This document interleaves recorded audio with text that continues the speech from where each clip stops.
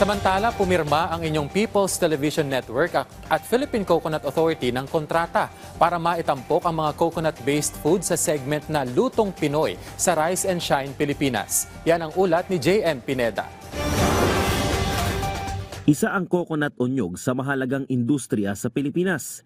Aabot kasi sa 60 mga produkto ang kayang magawa gamit lamang ang nyog.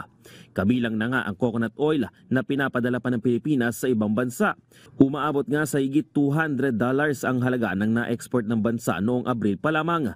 Sa kabila ng magandang exportation ng bansa sa coconut oil, nananatili namang mababa ang pagkonsumo o paggamit ng mga Pinoy sa produktong gawa sa nyog.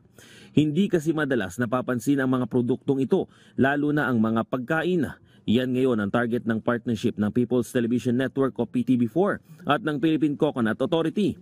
Kanina nga, naganap ang contract signing ng dalawang panig para maitampok ang mga coconut-based foods sa segment na Lutong Pinoy ng Rise and Shine Pilipinas. Gusto lang natin mag-awareness ng ating taong bayan kung ano-ano yung mga benefits ng coconut. Yan ang gusto namin i-highlight sa gagawin nating Lutong Pinoy with PCA. At hindi lang yan, kundi showcase din natin yung lahat ng regional cuisines natin na itinatago pa ng ating mga magulang, ng ating mga lolo pagdating sa paggamit ng ating coconut as a base ingredient.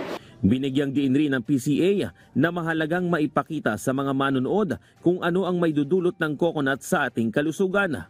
Mapapalakas nito ang ating katawan dahil sa mga benepisyong dala ng nyog. Buko, no? Instead na mag-energy drink ka, dapat mag-buko juice ka na lang kasi very rich sa electrolytes yan. And sunod natin yung coconut sugar. Dapat yung coconut sugar, mas maliit yung glycemic index niya compared to a table sugar. So marami ang value ng ating coconut when it comes to nutritive value at yung kanyang health benefits. Layunin din ito na bukod sa pagiging tree of life ay mabigyan pa ng importansya ang industriya ng nyog dahil sa dami ng mga coconut farmers sa bansa na umaasa sa bunga nito. Sa talangan ng PCA, nasa 2.8 million coconut farmers ang mayroon sa Pilipinas. At kung mapapalakas pa umano ang domestic consumption ng coconut, pati sila ay mapapaangat ang kabuhayan.